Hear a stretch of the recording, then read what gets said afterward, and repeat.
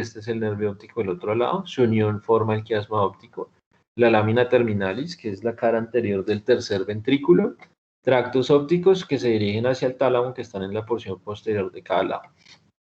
Justo lateral, bueno, justo medial, vamos a encontrar el tallo hipofisiario, y aquí estaría lo que es la hipófisis en la silla turca, y justo lateral uno va a encontrar la arteria carótida interna, ¿sí?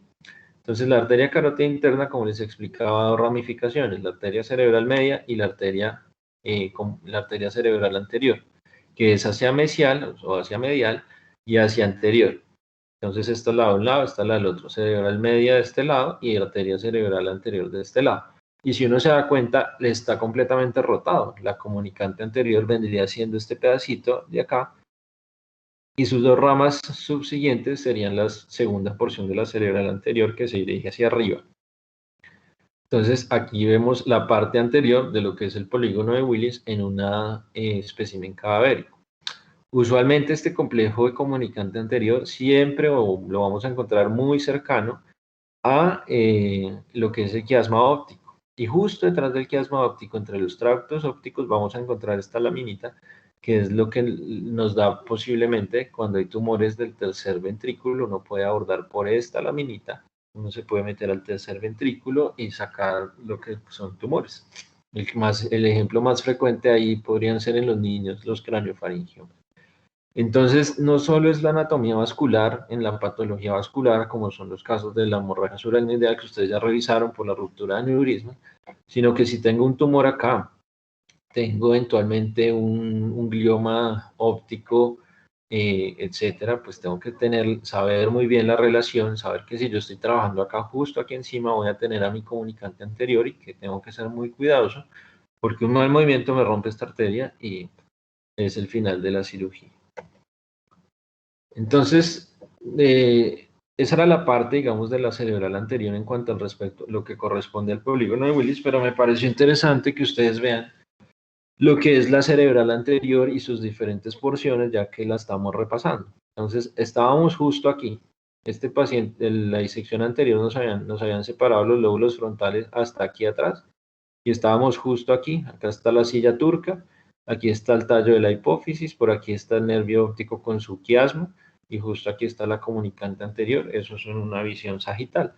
Y empiezan las diferentes porciones que se relacionan con el cuerpo calloso. Entonces, la primera porción, la segunda porción, mejor dicho, justo después de la comunicante posterior, es A2, que A2 se va a dirigir desde el complejo de la comunicante anterior, va a ir por delante. Todo esto es el tercer ventrículo, esta es la sustancia intertalámica, esto es lo que es la lámina terminalis, aquí entra uno.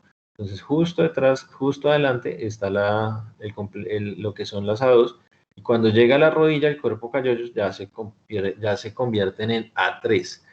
A3, digamos que da una ramita muy importante, que es la arteria calloso marginal, que ella se dirige un poquito hacia adelante y va a dar todas estas ramificaciones que van a irrigar el lóbulo frontal en su cara mesial, y posteriormente dan estas arterias.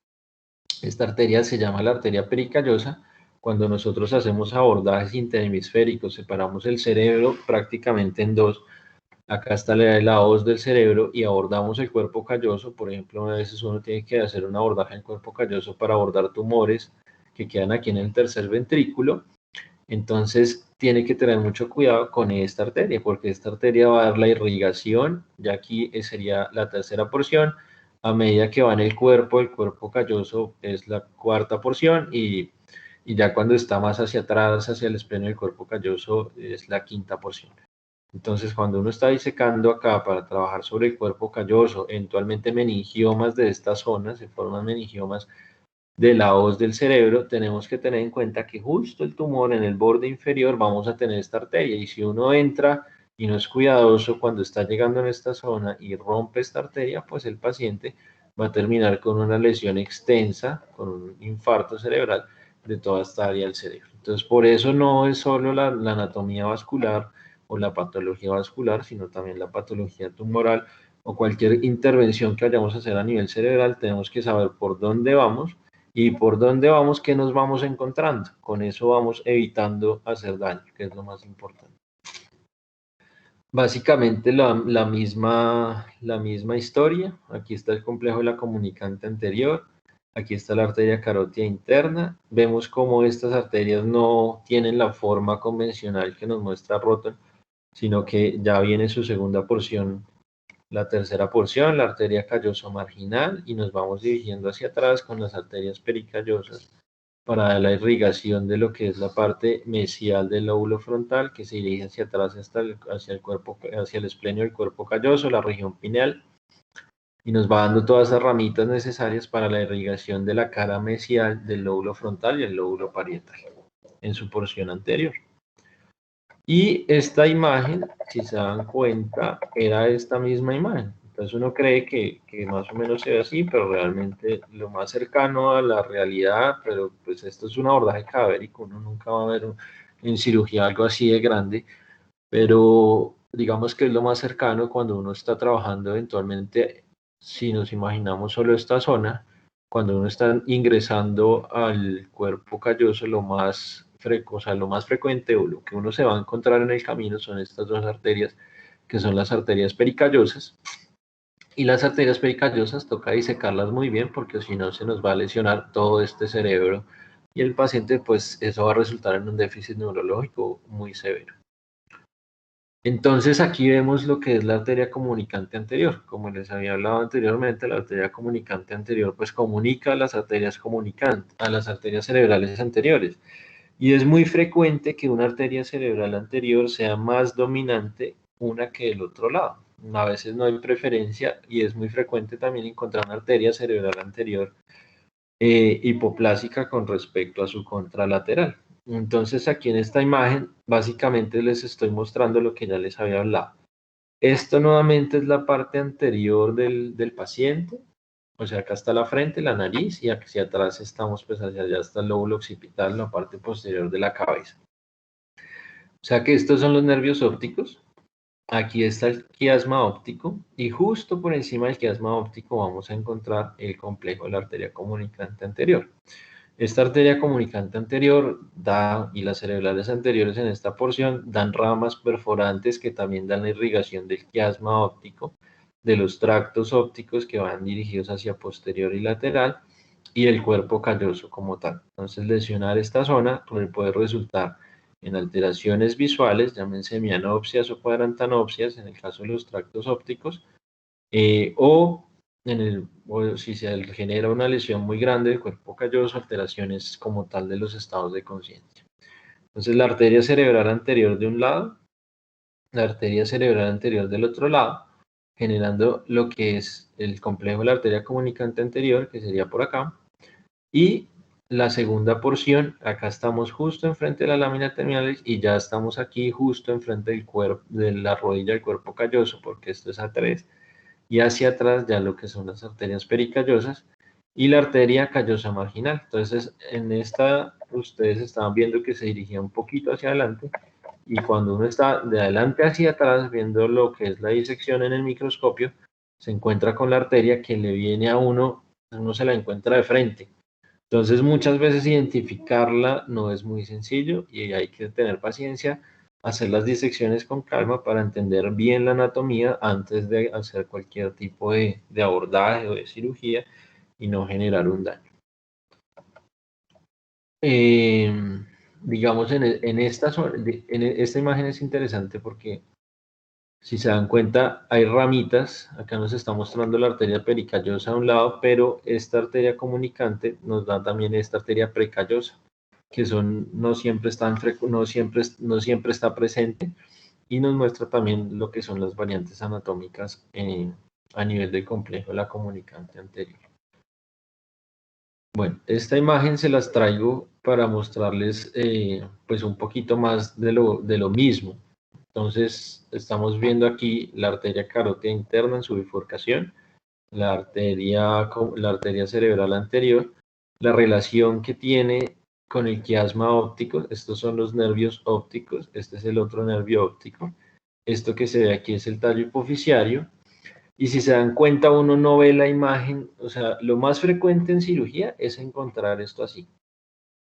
En este lo que estamos viendo es una arteria comunicante anterior que está completamente girada y esta arteria, lo que era A2, que en este la veíamos como tan rectico y como tan bonito, acá lo que estamos viendo es que esto hace un loop o hace un giro y ahí sí se va hacia la línea media y esto es lo más usual que uno va a ver en cirugía. Entonces de esto nos basamos también con las imágenes diagnósticas. Antes de entrar a operar hay que estudiar muy bien la anatomía vascular y es básicamente lo que se ve acá. Entonces tenemos la arteria carótida interna, que es esta grande. Si se dan cuenta, uno aquí no alcanza a ver el nacimiento como tal de la arteria cerebral anterior, sino que ya se perdió el nacimiento y luego es que uno vuelve y la ve el complejo de la comunicante anterior. Como les nombraba anteriormente, es muy frecuente ver que una arteria es hipoplásica con respecto a la otra. Y eso tiene importancia porque quiere decir que por acá va a ir mucho más flujo. Y es posible que esta arteria también me esté dando irrigación para el lóbulo contralateral. Entonces, si este paciente se le lesiona esta arteria, es posible que no solo se lesione el lado ipsilateral de la lesión, sino que también pueda tener lesión del otro lado al ser una arteria tan dominante. Y aquí estamos viendo los lóbulos frontales en su porción basal. Estos son los tractos olfatorios que se dirigen hacia las estrellas olfatorias y eso es otro tema. Y aquí está la arteria comunicante anterior y si uno no se da cuenta realmente no las alcanza a ver muy bien y de un momento a otro ya aparecen las dos porciones anteriores de la arteria cerebral anterior. Entonces esto sí es muy frecuente encontrar uno así en cirugía, que las cosas no son como lo muestran normalmente las ilustraciones, sino que tienen disposición diferente, que son variables en su anatomía. Por ejemplo, aquí la arteria de este lado, la arteria cerebral anterior de este lado es mucho más pequeña y esta es mucho más dominante. Y eso sí es más frecuente, entonces uno tiene que ser muy cuidadoso y entender muy bien la anatomía. Y siempre el complejo de la comunicante anterior, en la mayoría de los casos, por encima del quiasma óptico. Y aquí alcanzamos a ver otro poquito de lo que es el polígono de Willis como tal, que vendría siendo la arteria carótida que va hacia atrás, ella se va a dirigir hacia atrás y hacia inferior por medio de las comunicantes posteriores, de la arteria comunicante posterior de lado a lado.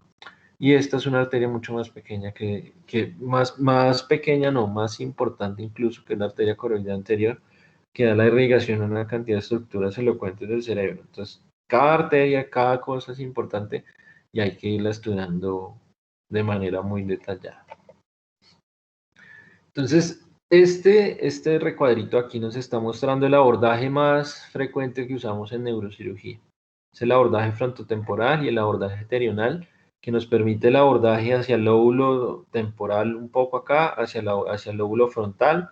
Hacia acá encontramos el valle silviano, nos permite abordar también la órbita. Y cuando abrimos el valle silviano, que es el valle donde se encuentran las venas silvianas, las ramas de la cerebral media, y uno logra una adecuada disección y separa muy cautelosamente esas venas, entonces se separa el lóbulo frontal del lóbulo temporal y así mismo uno llega hacia lo que es esta porción del cerebro. Entonces, cuando hacemos este abordaje, vemos esto exactamente muy parecido a como lo estamos viendo en la ilustración. Claramente aquí uno ve las arterias un poco mejor porque pues, son disecciones cadavéricas con tinciones especiales que permiten la preservación de las arterias de manera muy, muy detallada, pero más o menos uno ve así. Entonces, ¿uno qué se encuentra?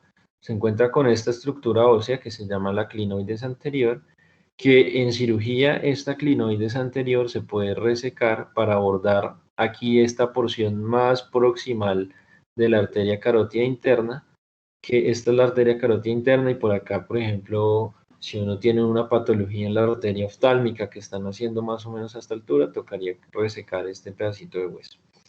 Y la relación que tiene la arteria carótida interna con el nervio óptico de un lado, con el nervio óptico del otro lado, justo aquí vemos el tracto olfatorio. El tracto olfatorio es una muy buena guía porque lo lleva a uno muy bien hacia los elementos posteriores, a encontrar el nervio óptico, a encontrar la carótida interna.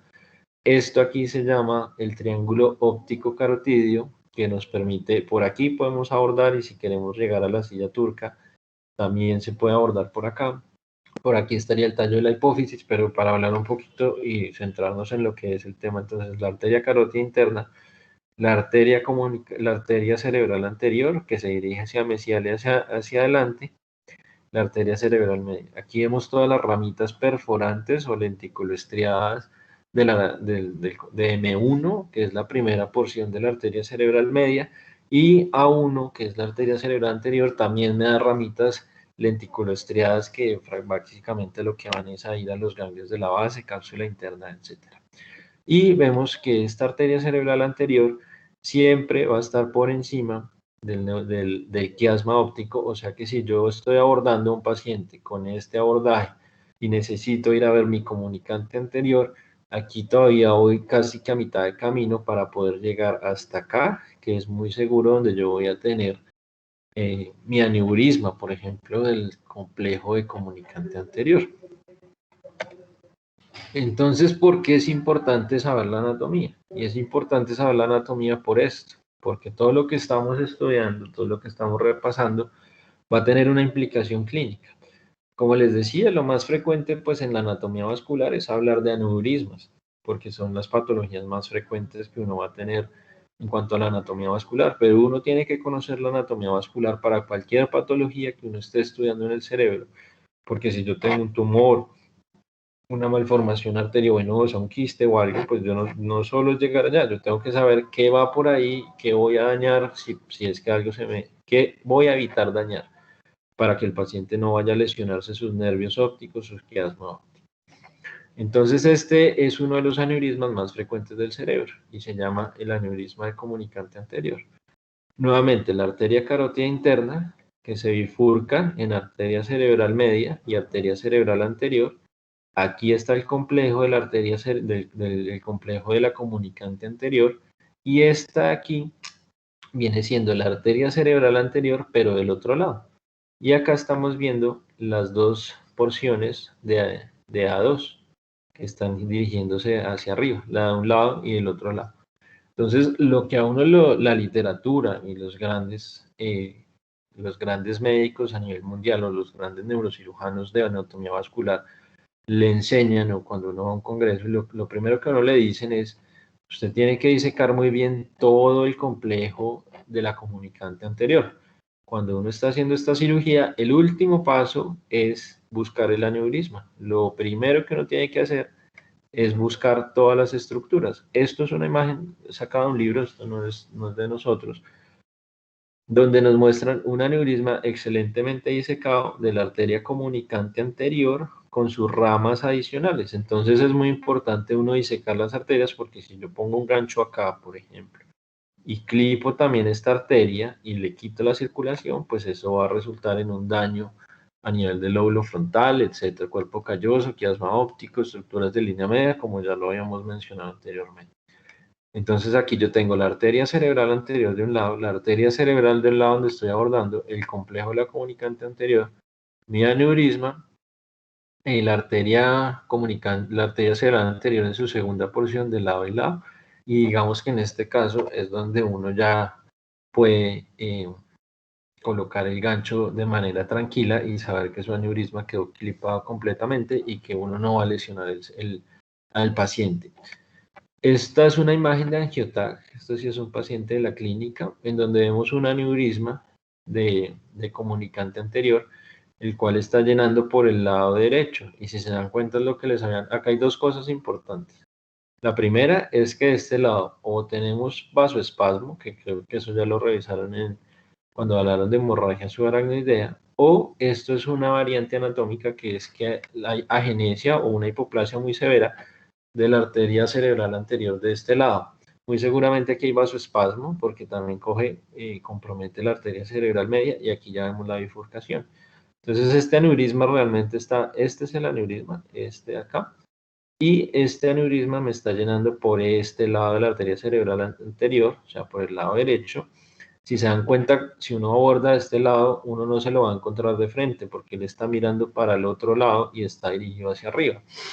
Entonces toca hacer la disección muy bien. Y aquí están las dos arterias en su porción, en la segunda porción de la arteria cerebral anterior, que están completamente preservadas. Y aquí ya tenemos la cerebral posterior, que es esta de acá, de un lado, la otra, esta sería la arteria basilar, y aquí deberían estar las comunicantes posteriores, y esto pues en general me va a formar lo que es el polígono de Willis. Bueno, eso con respecto a lo que es la parte anterior. Y ahora les voy a hablar un poquito sobre la comunicante posterior. Entonces, la arteria comunicante posterior forma la pared lateral y posterior del polígono de Willis. Es una rama directa de la arteria carótida interna. Ya hablamos que la bifurcación se bifurca en cerebral media y cerebral anterior. Y justo la ramita anterior que va a salir es la arteria cerebral posterior, la comunicante posterior, perdón, y justo antes de la comunicante posterior va a estar la arteria coroidea anterior. Entonces, esta nace la arteria carótida interna en la parte posterior y medial entre la arteria oftálmica y la bifurcación de la arteria carótida interna, que era lo que les estaba explicando ahorita. Tiene una estrecha relación con el tercer par craneano, es una pregunta muy usual, que cuando uno tiene un paciente con una lesión del tercer par craneano de manera espontánea, pues uno tiene que sospechar de pronto la presencia de un aneurisma de arteria comunicante posterior que esté comprimiendo ese nervio. Y esta arteria comunicante posterior se dirige desde posterior de la carótida interna hacia medial y se va a unir con la arteria cerebral posterior en su primera porción o porción precomunicante. No es para que se lo aprendan, pero para que lo tengan en cuenta, las estructuras que irrigan tuber cinereum, sustancia perforada posterior, la fosa interpeduncular, por lo cual tiene relación con el tercer par craneal, el tracto óptico, tallo hipoficiario, quiasma óptico, hipotálamo, tálamo, subtálamo. Entonces, enfrentarse a una patología comunicante posterior, pues puede representar mucho riesgo para cualquier paciente. Esta es una vista de inferior hacia superior de lo que es la arteria comunicante posterior. O sea, yo estoy mirando de abajo hacia arriba. Acá está la base de los lóbulos frontales. Aquí estamos viendo las arterias cerebrales anteriores en su segunda porción. El quiasma es este acá y hacia allá está traspuesto. Estaría el complejo de la comunicante anterior, o sea, arriba del quiasma óptico estaría el complejo de la comunicante anterior, el tallo hipoficiario, y aquí vemos la arteria carótida interna en sus diferentes porciones. Básicamente aquí va a ser lo que es la bifurcación, la arteria cerebral anterior que va hacia un lado y la arteria cerebral media que está yendo hacia otro lado. Y los nervios ópticos. Y acá estamos viendo lo que es la arteria comunicante posterior. Entonces, la arteria comunicante posterior es difícil de verla en cirugía porque ella sale por debajo de la arteria carótida y uno por debajo casi nunca aborda, uno siempre está haciendo el abordaje por arriba, por delante. Entonces uno está entrando así, viendo primero el tracto olfatorio, el nervio olfatorio, el nervio óptico, aquí la carótida interna, y uno cuando la va a abordar tiene que saber que ella está por debajo, al igual que la arteria coroidea anterior. Entonces eso es supremamente importante de tener en cuenta. Y ella se dirige de posterior a medial, teniendo relación con el tracto óptico, el tallo hipoficiario, los cuerpos mamilares, y ahí sí llega a la arteria basilar, a la circulación posterior, en su primera porción. Esto es P1, P1 quiere decir primera porción de la arteria cerebral posterior. Y aquí para allá es P2, porque ya se comunicó con la arteria comunicante posterior. Entonces, la basilar. Entonces, de lo que hay a la carótida, que es la arteria más importante de la circulación anterior, a la arteria basilar, que es la arteria más importante de la circulación posterior, solo tenemos una comunicación con esta arteria, que realmente no es una arteria extremadamente larga. Entonces, prácticamente eso está unido y eso fue lo que describió el doctor Thomas Willis en su momento, en los años 1600. Y estos son especímenes cadavéricos de básicamente lo que hemos estado hablando. Entonces, esta es la parte de adelante del paciente. Aquí estaría la frente, la nariz, el nervio óptico, o sea, aquí están los ojos. nervio óptico de un lado, nervio óptico del otro lado, la arteria carótida interna que ya la vimos, aquí está la silla turca, esto que se ve azulito es un seno venoso que rodea la silla turca que se llama el seno carotidio. Este es el tallo hipofisiario, aquí estará la hipófisis, básicamente. Entonces, esta es la parte superior, la parte de arriba de la arteria. Y esta es la parte inferior de la arteria. Y vemos cómo se dirige de adelante hacia atrás y de lateral hacia medial para encontrarse con la arteria cerebral posterior, que es P1. P1 es la primera porción. Este es el tallo cerebral en el mesencéfalo. Este espacio acá o a esta cisterna se le llama la cisterna interpeduncular. Y por aquí, en la cisterna interpeduncular, cuando ustedes estudiaron los pares craneales, se acordarán que el tercer par craneal está saliendo por la fosa interpeduncular para dirigirse hacia el seno cavernoso. Este es el seno cavernoso. Entonces, aquí está el mesencéfalo, fosa interpeduncular, tercer par de un lado, tercer par del otro lado, seno cavernoso, y ahí va la relación que tiene la arteria cerebral, la arteria comunicante posterior. Si yo tengo un aneurisma por acá o un aneurisma por acá, entonces, y se me dirige hacia este lado, me puede generar la compresión. Y si se dan cuenta, aquí atrás pues pasa algo muy, muy parecido, que es que pues la anatomía no es como usualmente uno se la muestran en las ilustraciones, sino que es así. Esta arteria está totalmente girada, está totalmente rotada, o sea que uno, pues para abordar esta zona, que es extremadamente complejo, pues tiene que también saber eso. Y aquí también existen otras variantes anatómicas. Si se dan cuenta, esta arteria comunicante posterior es incluso más grande que la arteria cerebral posterior, o tiene un calibre mucho mayor. Lo usual es esto, que el calibre de la cerebral posterior sea mayor que el de la comunicante posterior. Pero acá vemos una cosa completamente diferente y a eso es a lo que se le llama una arteria comunicante posterior fetal, que es una variante anatómica pues que vale la pena que alguna vez lo vean. Y vemos unas ramas muy importantes que son las arterias perforantes talámicas, ramas de P1, de la arteria cerebral posterior, y las ramas perforantes hacia el tallo cerebral, que son ramas de la basilar. Y en esta imagen pues prácticamente vemos lo mismo. La arteria basilar subiendo, digamos que es una imagen un poquito más usual de lo que estamos acostumbrados a ver. Esta aquí abajito es la cerebelosa superior. Ya cuando se bifurca, aquí también pueden haber aneurismas en la punta de la basilar. Hoy día más frecuente el abordaje endovascular que el abordaje quirúrgico, pero pues tener en cuenta que aquí también pueden salir aneurismas. Miren lo bonito, la sustancia negra, el pedúnculo cerebral, la fosa interpeduncular, el tercer par craneano de lado y lado. Y entre la arteria cerebelosa superior y la arteria cerebral posterior y la comunicante posterior, justo por entre ese espacio, está pasando el tercer par craneal de lado y lado, que se está dirigiendo hacia el seno cavernoso. Y aquí vemos la arteria carótida interna y la arteria comunicante posterior de lado y lado. Entonces esto pues es la parte posterior y posterolateral del polígono de Willis visto en una disección cadavérica. Esto es para mostrar un poquito más de lo que es la arteria comunicante posterior. Entonces, nuevamente, a ubicarnos. Aquí nos están mostrando, esto es como si estuviéramos básicamente haciendo un abordaje quirúrgico, que es un abordaje subtemporal. O sea, quiere decir que uno aborda el cerebro por debajo del lóbulo temporal en búsqueda de la cara lateral del tallo cerebral. Y es un abordaje muy complejo. Entonces aquí está lo que es el borde libre del tentorio, justo por el borde libre del tentorio va lo que es el cuarto par craneal. La arteria carótida interna es esta de acá. Aquí vemos la arteria coroidea anterior, que ya se las había nombrado. Ella va a buscar el plejo coroide, eso es otro capítulo completamente diferente.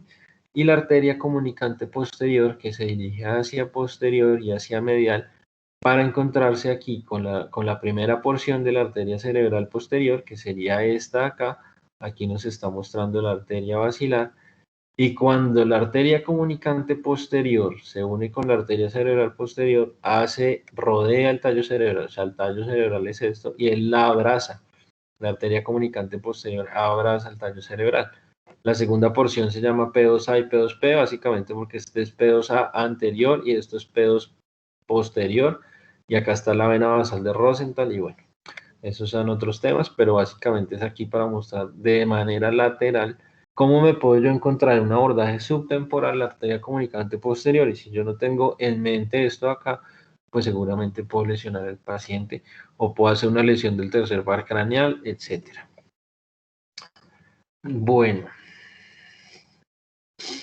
entonces, ubiquémonos un poquito. Acá está la arteria carótida interna, tercer par craneal, y aquí estoy viendo básicamente lo mismo, que es mi arteria basilar saliendo de la fosa posterior. Aquí es otra estructura ósea muy importante que se llama la clinoides posterior, pero básicamente acá lo que les están mostrando es, esta es la arteria basilar, todo esto es la arteria basilar. Aquí llegué a la bifurcación de la arteria basilar, ¿sí? Y entonces se me bifurca la arteria basilar en dos arterias cerebrales posteriores, entre P1, que son P1. Y yo tengo que buscar la arteria comunicante posterior, y si yo sigo mi arteria comunicante posterior de atrás hacia adelante y hacia lateral, pues voy a llegar a la arteria carótida interna. O sea que esta es otra visión lateral y superior de cómo yo vería el polígono de Willis posiblemente en un abordaje quirúrgico. Si me dirijo hacia atrás, voy a encontrar P2A, que queda en la cisterna crural, el tallo cerebral y justo lo que les hablaba ahorita, está muy bonita esta gráfica. Entre P1, entre la arteria cerebral posterior y la arteria cerebelosa superior, voy a encontrar mi tercer par craneal, que ya se está dirigiendo hacia el seno cavernoso aquí adelante. La relación con la arteria caroidea anterior. Entonces, la arteria comunicante posterior sale justo, aquí sería la bifurcación, la arteria justica que me voy a encontrar hacia atrás, es la arteria comunicante posterior, que es esta, que se dirige hacia posterior, hacia medial. Estos son los cuerpos mamilares, miren lo bonito, los cuerpos mamilares. Estos son los tractos ópticos que se dirigen hacia atrás, el quiasma, nervios ópticos aquí adelante, y justo la ramita que va por detrás de la coroidea posterior, de la comunicante posterior, se llama la coroidea anterior, y esto ahorita ya se los voy a mostrar porque es importante. Y acá está el plejo coroide que ya riga. Y bueno, estas son estructuras cerebrales que requerirán de estudio en otra oportunidad. Entonces, ¿por qué es importante esta parte del complejo del polígono de Willis? Porque otro de los aneurismas que salen con frecuencia en la circulación anterior son los de comunicante posterior. Y es importante, como les había dicho, la última parte de la cirugía en comunicante posterior es esta, es el aneurisma. Entonces aquí tengo el borde libre del tentorio. Este es mi nervio óptico y esta es mi arteria carótida interna. Aquí está el lóbulo temporal. Entonces, si yo hago, por ejemplo, una retracción del lóbulo temporal y rechazo muy fuerte y mi aneurisma está pegado del borde tentorial, es posible que el aneurisma se me rompa. Entonces, eso es uno de los pasos que nos recomiendan en esa cirugía. Y lo otro es que la arteria comunicante posterior, si se acuerdan, ella sale por debajo de la arteria carótida interna, al igual que la arteria coroidea anterior. Entonces, yo antes de hacer la disección tengo que disecar esta arteria y esta arteria antes de poner el gancho. Si no, puedo clipar mi arteria comunicante posterior o la arteria coroidea anterior. Y esta es una cirugía en la que estuve en otra institución, donde hicimos un clipaje de aneurisma de arteria comunicante posterior del lado izquierdo. Entonces,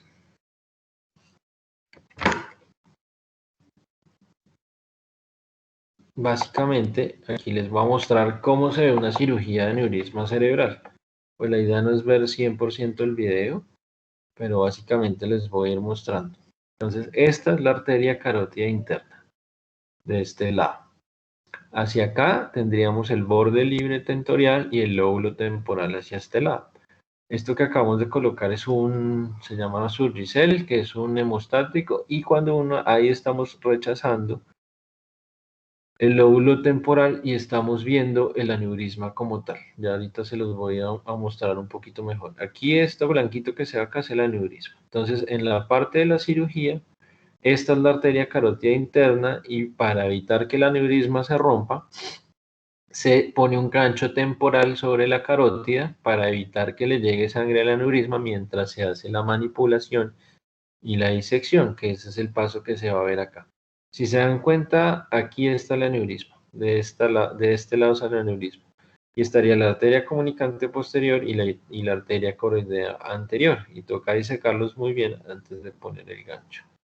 Entonces aquí está el aneurisma, arteria comunicante, la arteria carótida interna, perdón, todo esto es el domito del aneurisma hasta acá, y ahí se está colocando el gancho temporal sobre la arteria carótida interna, y así de esa manera se aísla la sangre que va llegando o se dirige hacia el aneurisma.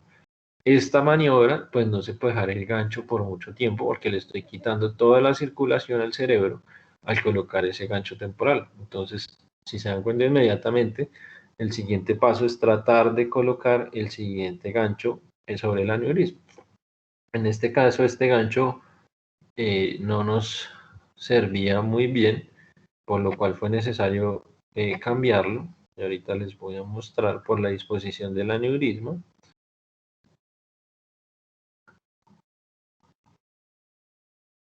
Aquí está la exposición del aneurisma. Ahí vamos a hacer otra vez un intento de colocar el ganchito. Vemos que la angulación no es la que uno quiere, porque uno quiere colocar solamente sobre el cuello del aneurisma, uno no quiere clipar las arterias sanas, entonces más adelante es necesario cambiar el gancho. Ahí está el aneurisma. Este es el nervio óptico, tal cual así se ve en cirugía. Acá está la espátula separando el lóbulo frontal, hacia allá está el lóbulo temporal. Y aquí ya va el gancho, si se dan cuenta, tiene una curvatura hacia atrás, lo cual permite poder trabajar de manera más cómoda. Hay diferentes tipos de gancho.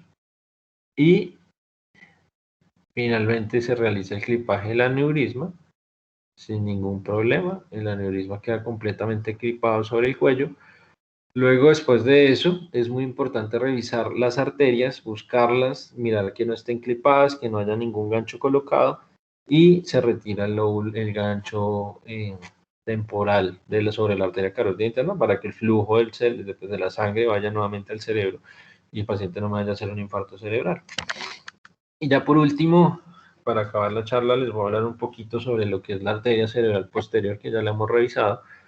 Se genera la bifurcación de la arteria basilar, se une con la arteria comunicante posterior en cercanía a la cisterna interpeduncular, que ya lo hablamos, abraza o rodea el tallo cerebral para dirigirse posteriormente hacia la corteza cerebral, donde va a dar la irrigación de lo que es el área visual. Y entonces dentro de las estructuras que la arteria cerebral posterior irriga son el tallo cerebral, el tálamo, plejo coroideo y las paredes laterales del tercer ventrículo. Y tiene 4 segmentos. El primer segmento precomunicante, que va desde la bifurcación hasta la unión con la arteria comunicante posterior. P2, que corre por la cara lateral del tallo cerebral, como les dije, se divide en P2A, P2P, P2 anterior, P2 posterior. P3 cuando está en la región de la pineal, eso se llama la cisterna cuadrigeminal, y P4 cortical, que ya es hacia el lóbulo occipital para darle irrigación de la corteza visual. Entonces aquí básicamente es para mostrar lo que ya habíamos visto, la arteria comunicante posterior. Aquí está la basilar, la primera porción de la arteria cerebral posterior. Las arterias que van al tálamo perforante son arterias tálamo perforantes y arterias del tallo cerebral. Este es el mesencéfalo, sustancia negra, estos son los pedúnculos cerebrales, la relación con el tercer par craneano que ya lo habíamos revisado. Nuevamente, esta es la arteria basilar y la bifurcación, y luego y cuando empieza a darle la vuelta al tallo cerebral, estas son las arterias perforantes, y cuando empieza a darle la vuelta al tallo cerebral después de su unión con la arteria carótida, con la arteria comunicante posterior hacia la arteria carótida, es cuando ya hablamos de pedos. Y aquí vemos entonces P1, la unión esta es la carótida, coroidea anterior, bifurcación. Entonces, arteria comunicante posterior, primera porción de la cerebral posterior. Cuando empieza a rodar el tallo, se llama P2. Cuando ya llega a esta, acá están los tubérculos cuadrigéminos, entonces por eso esta cisterna se llama cisterna cuadrigémina, aquí se llama P3. Y luego esto es P4, que son las arterias que van hacia la corteza. Y aquí vemos la arteria calcarina, es la arteria más importante de la arteria cerebral posterior, que va a ir hacia la fisura calcarina, que es donde queda el área visual primaria. Y aquí nos está mostrando la relación con el hipocampo, de todas las arterias de la irrigación del hipocampo, que eso es otra charla completamente diferente. Y básicamente eso era lo que les quería mostrar. Espero que les haya sido de gran utilidad. Que se hayan, lo que les dije, no pretendo no pretendo que se aprendan la anatomía de esto, porque esto es algo que son 5 años de estudio para poder llegar allá, pero sí que se den una buena idea, que les hayan gustado las imágenes y muchísimas gracias por la invitación y por poder compartir este tiempo con ustedes. Si tienen preguntas, dudas, comentarios, serán bien recibidos.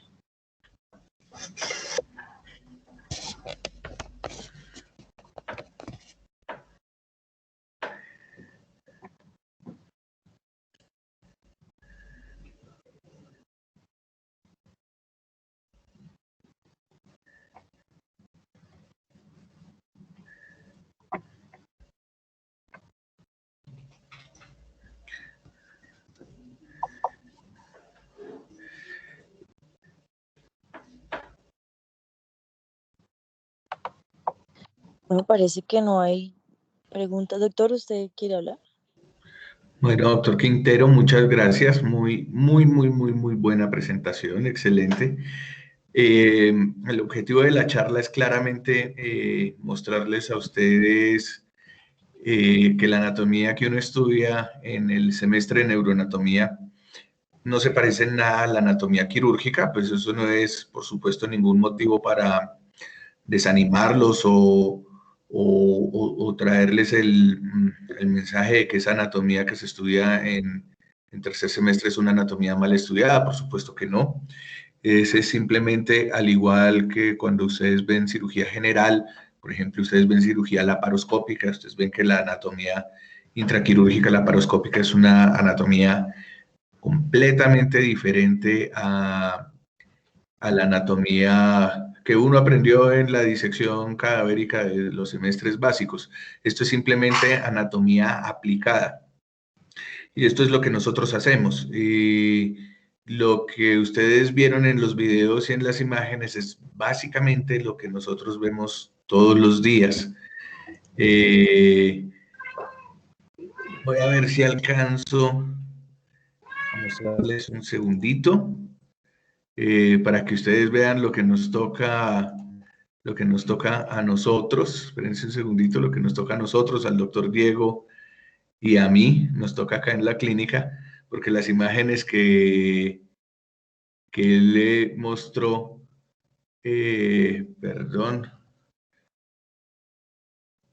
las imágenes que él mostró, digamos que a nosotros nos quedan un poquito a veces más difíciles. Miren ustedes aquí tenemos una cirugía de un aneurisma de arteria comunicante anterior hecho en nuestra clínica.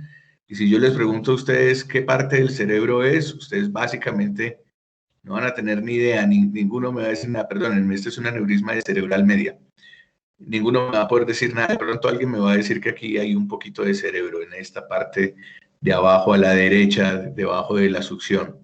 Entonces, esta es una anatomía que uno va aprendiendo conforme uno lo va haciendo. La primera vez que yo entré a una cirugía de aneurisma cerebral como residente de primer año, yo me asomé allá y yo no tenía ni idea qué era lo que yo estaba viendo y yo me sabía el polígono de Willis al derecho y al revés y no lo entendía.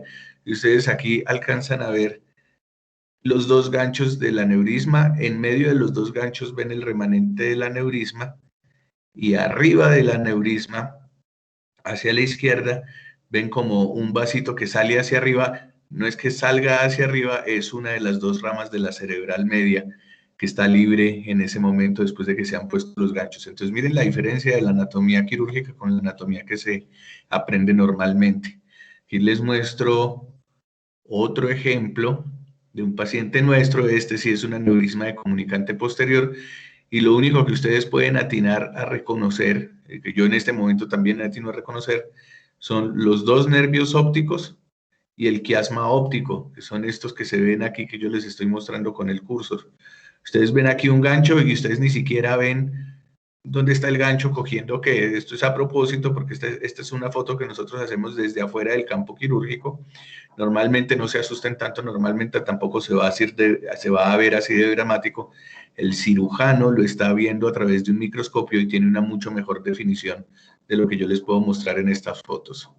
Este último ejemplo era para mostrarles lo que el doctor Diego les hizo énfasis varias veces durante la charla. Esperemos un segundito a que ustedes puedan ver la imagen. Un segundito que está como trabado. No sale. Bueno, listo. Aquí está.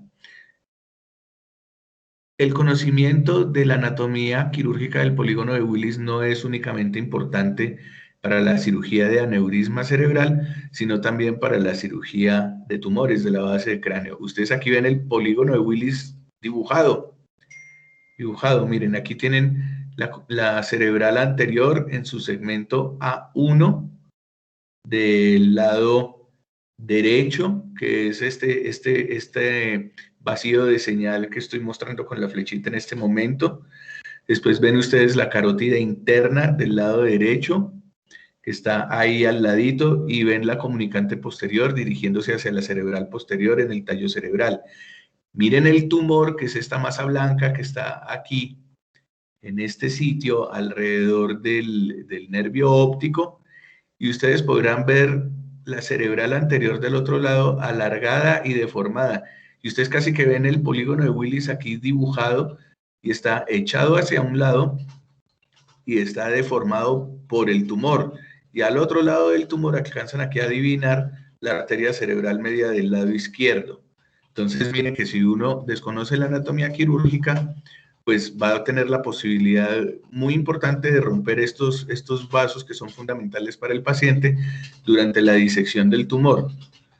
Con el agravante, que van a ver ustedes a continuación, que cuando uno aborda este tipo de tumores, lo primero que ve es el tumor, no los vasos. Los vasos están al fondo, están detrás del tumor. Entonces uno tiene que empezar a quitar tumor, y uno no sabe en qué momento se va a encontrar las arterias. Entonces, el conocimiento de la anatomía quirúrgica vascular tiene estas aplicaciones y tiene estas utilidades. Creo que la charla del doctor Diego es absolutamente completa, mostró todo lo que se tenía que mostrar, y pues si no hay más inquietudes o preguntas o comentarios, les reitero lo que siempre les decimos: ustedes nos pueden encontrar allá en la clínica y nos pueden preguntar todo lo que nos quieran preguntar. Muchísimas gracias.